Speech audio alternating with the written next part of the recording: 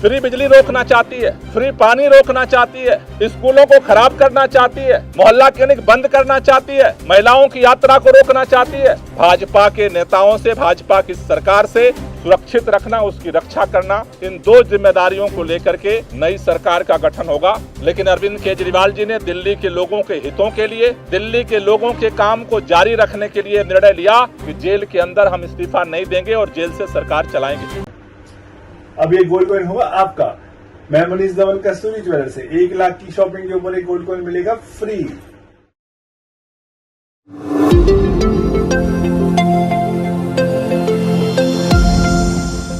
विधायक दल की बैठक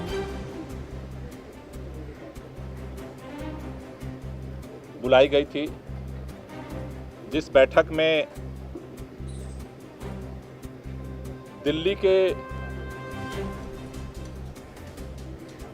अगले चुनाव तक मुख्यमंत्री की जिम्मेदारी सर्वसम्मति से आतिशी जी को दी गई है। ये जो जिम्मेदारी दी गई है, आप सब जानते हैं कि एक विषम परिस्थितियों में ये जिम्मेदारी देनी पड़ी है, क्योंकि जिस तरह से भारतीय जनता पार्टी की केंद्र सरकार ने, पूरी भारतीय जनता पार्टी ने,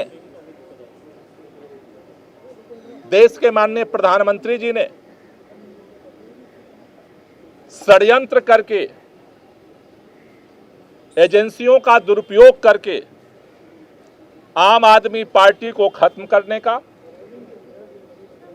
दिल्ली की सरकार को, देश के अंदर जिस तरह से सरकारों को तोड़ा गया, उसी तरह से दिल्ली की सरकार को भी तोड़ने का जिस तरह से अभियान चलाया,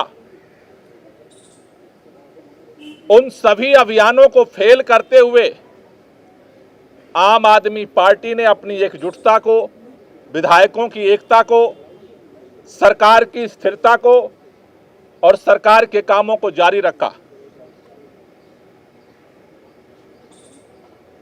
इन्होंने ये कोशिश की कि अरविंद केजरीवाल जेल के अंदर इस्तीफा दे दें और सरकार को गिराया जा सके।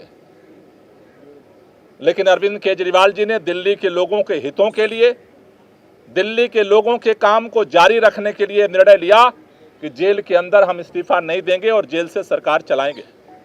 और उन्होंने सरकार चलाई। लेकिन जेल से आने के बाद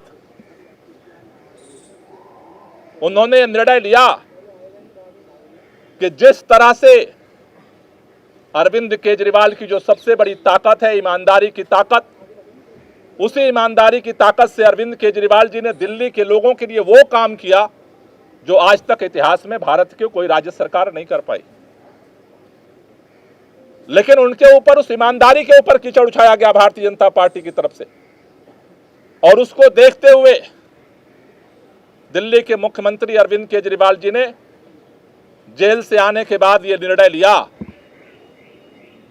कि देश की सुप्रीम अदालत ने हमें जेल से बाहर कर दिया है, लेकिन हम जनता की अदालत में जाएंगे। दिल्ली के लोग जब तक दोबारा चुन करके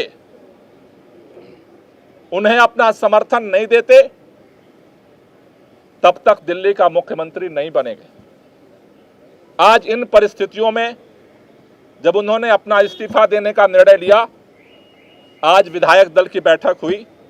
विधायक दल की बैठक में सर्वसम्मति से यह निर्णय हुआ है कि अगले चुनाव तक हम चाहते हैं कि ये चुनाव अक्टूबर-नवंबर में कराए जाए, जल्द से जल्द कराए जाए।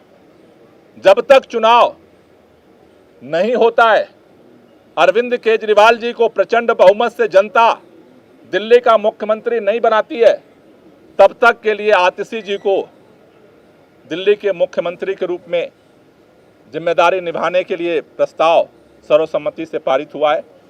आतिशी जी को दो जिम्मेदारी मुख्य तौर पर सभी विधायकों की तरफ से दी गई।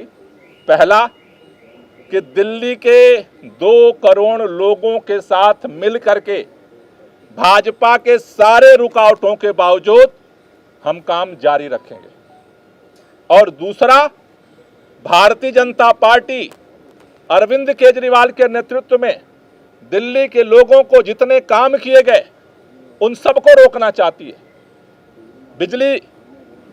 फ्री बिजली रोकना चाहती है, फ्री पानी रोकना चाहती है, स्कूलों को खराब करना चाहती है, मोहल्ला क्लिनिक बंद करना चाहती है, महिलाओं की यात्रा को रोकना चाहती है, बुजुर्गों की तीर्थ यात्रा को रोकना चाहती है।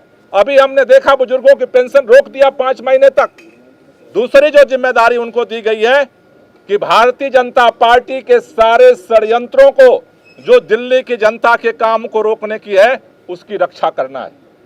हमें कल भी इस भाजपा के षड्यंत्र से हम लड़ रहे थे और इसलिए नए मुख्यमंत्री की जिम्मेदारी है संघर्ष को जारी रखना, भाजपा के नेताओं से, भाजपा की सरकार से, भाजपा के षड्यंत्रों से दिल्ली के जनता के कामों को सुरक्षित रखना, उसकी रक्षा करना। इन 2 जिम्मेदारियों को लेकर के नई सरकार का गठन होगा। 4:30 बजे मुख्यमंत्री जी अपना इस्तीफा देने के लिए उपराज्यपाल के पास जाएंगे और उसके बाद नई सरकार बनाने की दावेदारी विधायक मंडल दल की तरफ से प्रस्तुत की जाएगी। दोनों काम एक ही साथ होगा क्या? उसी समय दावा पेश होगा नई सरकार बनाने का? पहले मुख्यमंत्री जी अपना इस्तीफा देंगे और उसके बाद जो विधानमंडल दल का जो प्रस्ताव है नेता चुनने का, वो दावेदारी का प्रस्ताव रखा है। अब ये गोल्ड कॉइन होगा आपका। मैं मनीष दमन, कस्तूरी ज्वेलर्स से 1 लाख की शॉपिंग के ऊपर एक गोल्ड कॉइन मिलेगा फ्री।